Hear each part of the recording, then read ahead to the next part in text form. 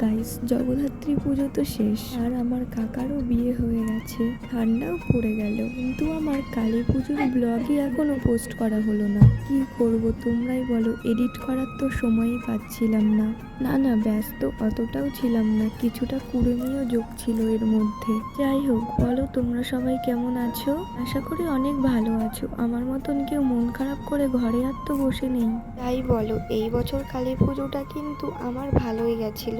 আর কারণ আমি আর আমার বান্ধবী প্রথমবার হয়েছিলাম ক্লাবের সদস্য, তো সেই জন্য সন্ধেবেলা সবাই মিলে বেরিয়ে পড়েছিলাম ঠাকুর আনার জন্য। যেই না সবাই ঠাকুর আনতে বেরিয়েছি, অমনি দেখে প্যান্ডেলের মাথার উপর একটা লক্ষ্মী প্যাঁচা এসে বসে আছে।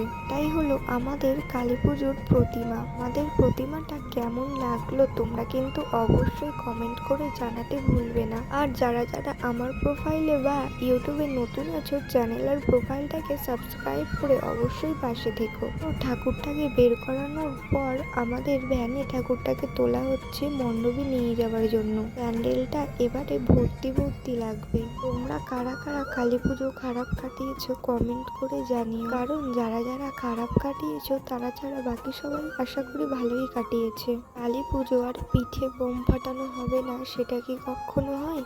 আমার মাথায় বাড়িতে বানিয়েছিল তেলের পিঠে। আর হ্যাঁ, আমি অঞ্জলিও দিয়েছি, দেন খেয়েওছি। তার কারণ আমি খাওয়া দাওয়ার পর অঞ্জলি দিয়েছি স্নান করে নিয়ে, কারণ অঞ্জলি হয়েছিল ওরকম 1:30-2টোর দিকে। আমার চোখ মুখ দেখে বুঝতেই পারছো আমার প্রচন্ড ঘুম পাচ্ছিল। আর আমি কোনোদিনও কালী পুজোতে জাগিনি, এটাই আমার ফার্স্ট টাইম।